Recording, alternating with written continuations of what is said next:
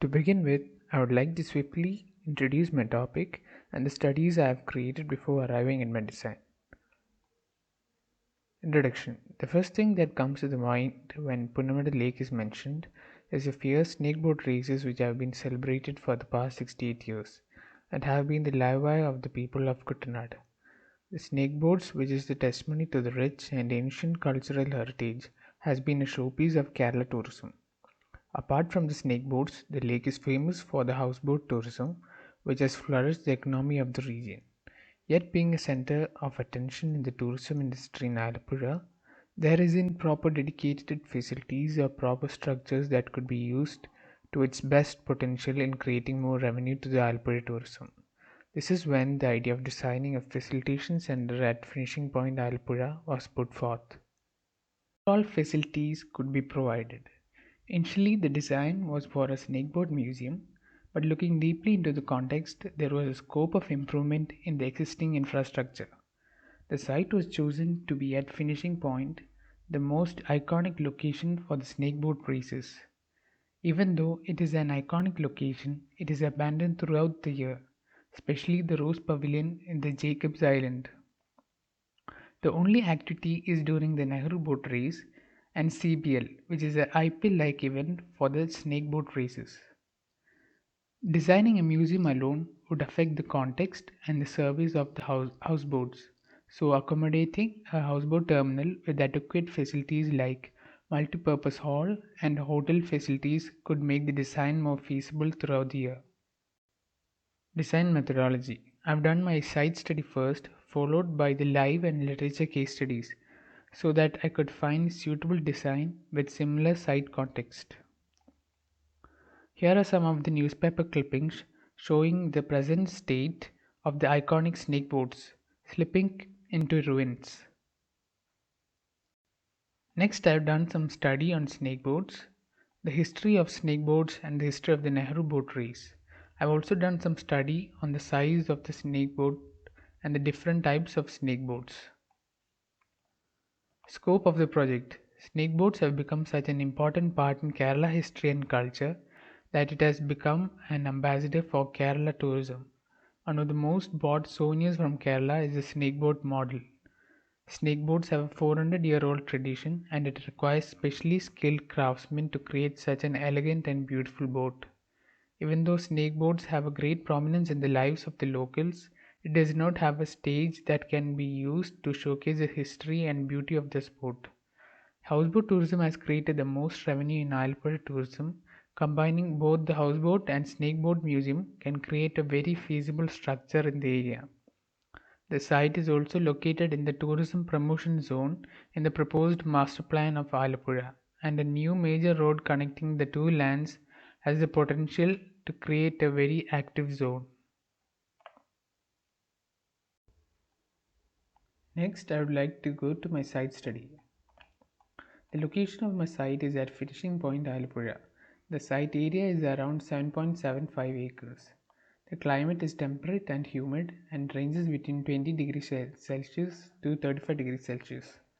The context of the site is that it contains an existing spectator pavilion and a two-floor building which is abandoned. It also has some handcraft and souvenir shops towards the north and the office of the tourism department. Towards the east, there is an existing pavilion and houseboat docking. Towards west, Kerala Backwater Resort and Oxygen Resort.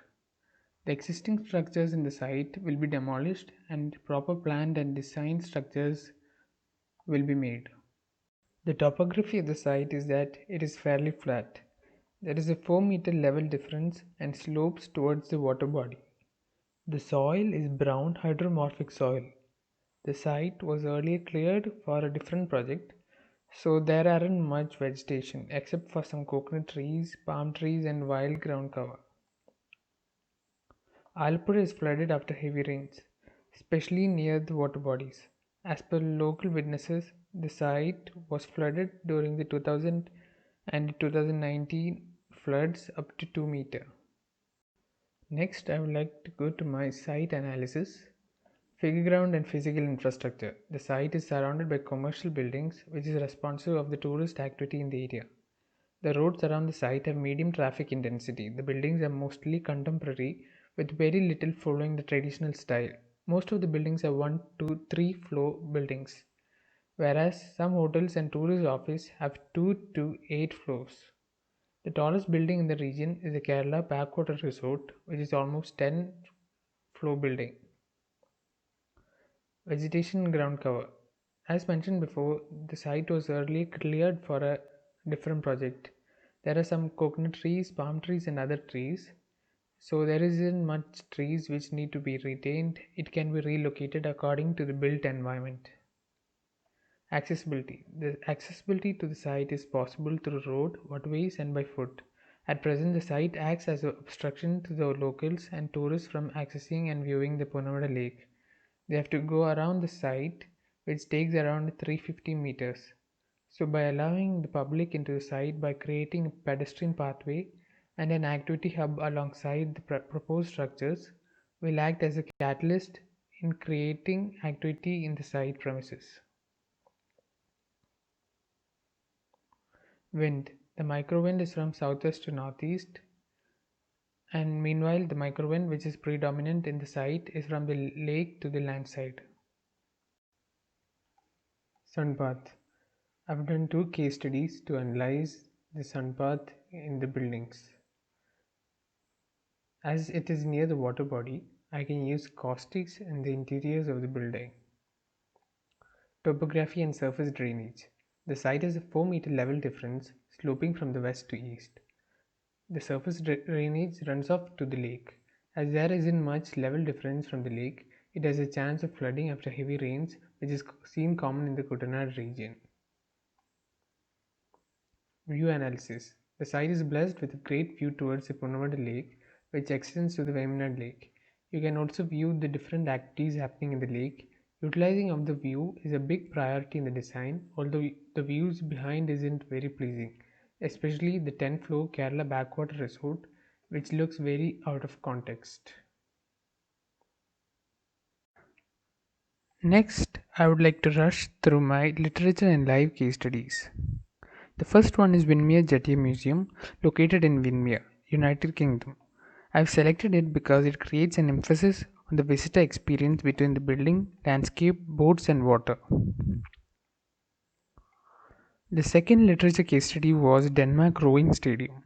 I've selected it to understand the design with context and different activities it has incorporated in it. The third literature case study was Qingdao Cruise Terminal. I've studied it to understand the form development and function of a terminal.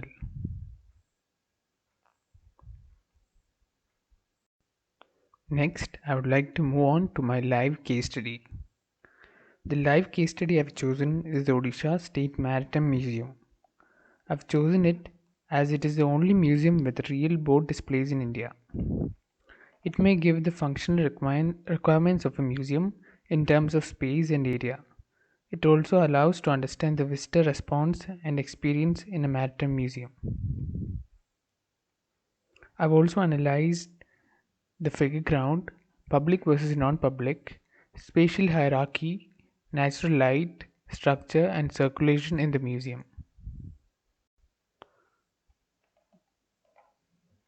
Next, I have made an analysis on the different case studies, even though it varies with function, so that it helped me in the designing processes.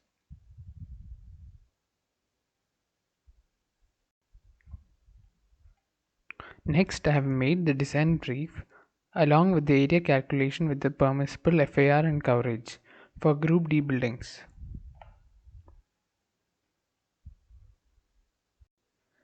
Next, I would like to move on to my design, starting from the concept. Before arriving at a concept, there were a few points which I kept in mind to involve in my design. Wanted the structure to be a landmark and having relevance to the site, giving respect to the traditional architecture, but slightly evolving it and involving modern materials and concepts. The site has a beautiful view to the Punamada Lake and Vemnad Lake in distance, so maximum view to the lake should be obtained. Using the concept of stack effect and Venturi effect to create a system of natural ventilation in the museum and use natural light to view the exhibits. The site is most active during the Nehru boat race. and the entire area reverberates with the rhythm of the oarsmen and the Vanjipata song. The beat and the music sung gives the oarsmen the rhythm to row in sync with each other. I have used the Vanjipata to create a waveform from the music using the software called a sonic visualizer. The chorus from the Vanjipata is expressed as a waveform below. There is a very prominent influence of the Dutch in Alapura, very evident from planning of the town to the architecture. The round arches, which is a characteristic of the Dutch architecture, can be seen in the traditional architecture of the town. This arch is also seen in houseboats and cave column, which was used for trade earlier. The combination of the waveform on the arches has created an abstract sine wave of the Vanjipata, which can be seen below. The sine wave arch-like feature will be utilized in the facade of the building, which is constructed in timber, steel and glass. The timber jarlies, which will be used for facades and allowing partial air into the structure, will represent the abstract solid void of coconut leaf thatch pattern, which is used for construction of houseboats and other local structures. Next, moving on to blocking. First, the site is located at Finishing Point, Alapura, overlooking the Punnamada Lake. The site has an area of 7.75 acres.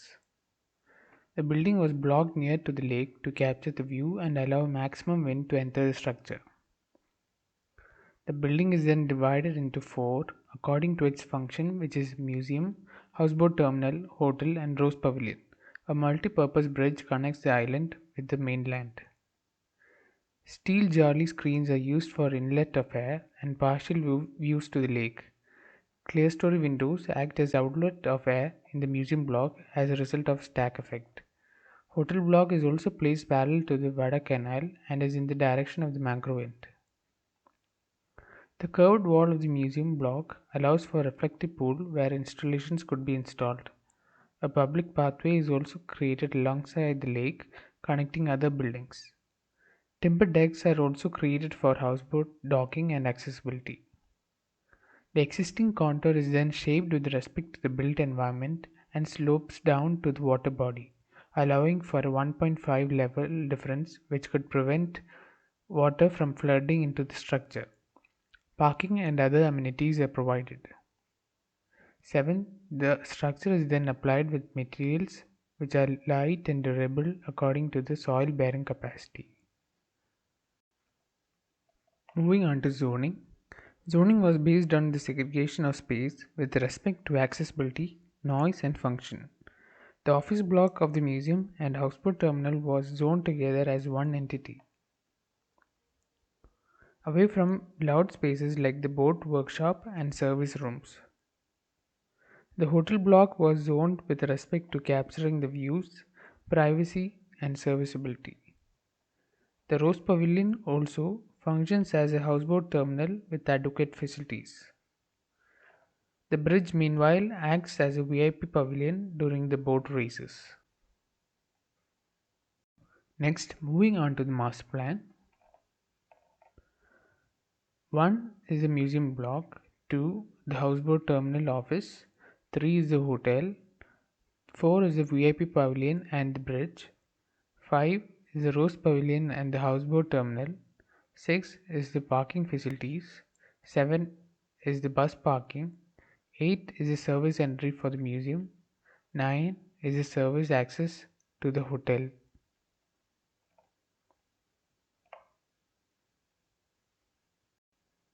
Moving on to my ground floor. The vehicular access from the main roads leads to a roundabout with drop-off to the building and a separate entrance to the hotel. A common atrium allows for the visitors to diverge into different areas. The museum visitors can collect the ticket from the ticket counters and move into the museum block. The houseboat terminal users can do the same and move into the houseboat terminal. The museum visitors enter the introduction gallery, which is ramped to the first floor. The snake boats are displayed floating on water. There is also a workshop area provided nearby for construction of snake boats. The multipurpose hall is designed such that there is a panoramic view of the lake which acts as a background of the stage. The hotel users are welcomed into the building by a reception lounge and then into the rooms located in the first and second floors. The hotel block consists of kitchen and storage area with facilities for the workers like toilet, changing room and dining area. There is also lifts and stairs provided for vertical access and a service lift for the service of food and other supplies. 4 commercial shops are also accommodated into the block. Meanwhile, the Rose Pavilion are also given lounges, office space and storage for houseboat companies. There is also a cafe provided for refreshments.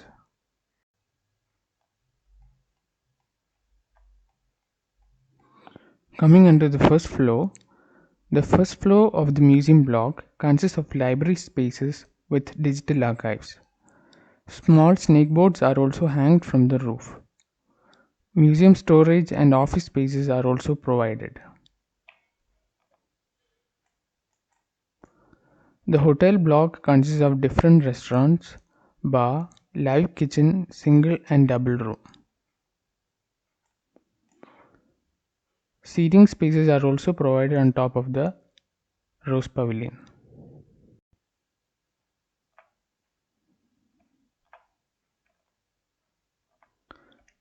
Details showing the construction of timber floor is also shown. Moving on to the second floor plan.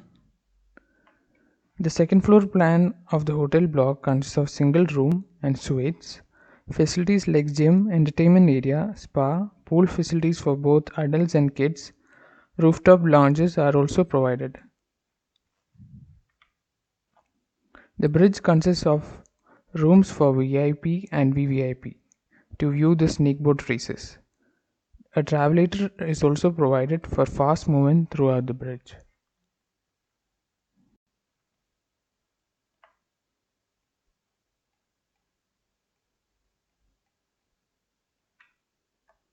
The spectator pavilion was designed to be a temporary structure which can be assembled during snakeboat races. It can also be transported to other areas where snakeboat races are happening. It is linear and can be kept in riverbanks. It is a set of steel framework which can be tightened using screws and bolts. Timber platforms can be kept over the framework to be used as steps and seating. I've also shown the construction detail of the bridge which spans over 70 meters.